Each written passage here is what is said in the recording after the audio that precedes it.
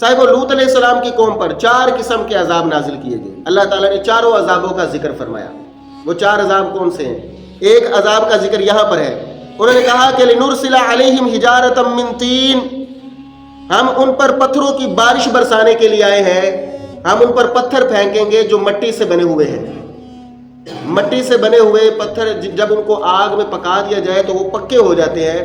تو ہم مٹی سے بنے ہوئے پتھروں کی ان پر بارش برسانے کے لیے آئے ہیں. ایک عذاب تو ان پر یہ آیا کہ پتھروں کی بارش ان پر نازل ہوئی. اور دوسرا عذاب اللہ تعالیٰ نے سورۃ قمر کے اندر بیان فرمایا، فَتَمَسْنَا أَعْيُنُهُمْ، فرمایا ہم نے ان کی آنکھوں کی بینائی چھین لی تھی.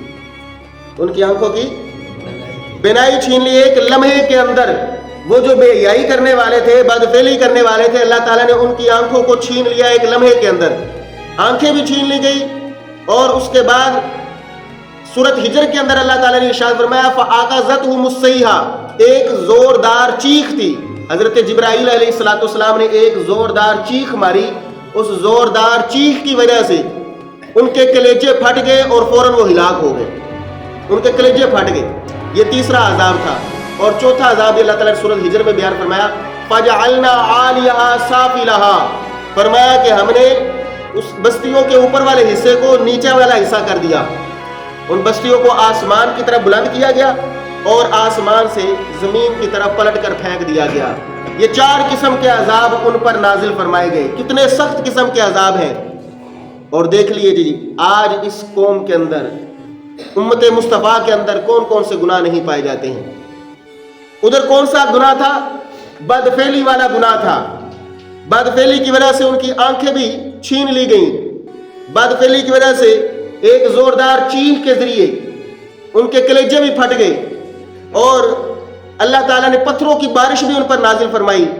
اس کے علاوہ ان کی بستیوں کو آسمانوں پر بلند کر کے پلٹ کر پھینک دیا گیا. یہ 4 قسم کے عذاب نازل کیے گئے. تو اس امت کے اندر کیا یہ گناہ نہیں پائے جاتے ہیں؟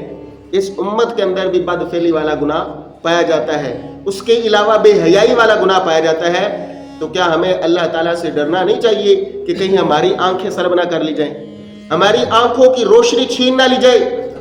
سورۃ نور کے اندر اللہ تعالیٰ ارشاد فرماتا ہے ان الذین یحبون ان تشیع الفاحشہ فی الذین آمنوا لهم عذاب علیم فی الدنیا والآخرہ، بے شک وہ لوگ جو بے حیائی کو ایمان والوں میں پھیلاتے ہیں، فرمایا ان کے لیے دنیا اور آخرت میں دردناک عذاب ہے. استغفر اللہ، یہاں پر استغفر اللہ کہیے. دنیا اور آخرت میں دردناک عذاب ہے.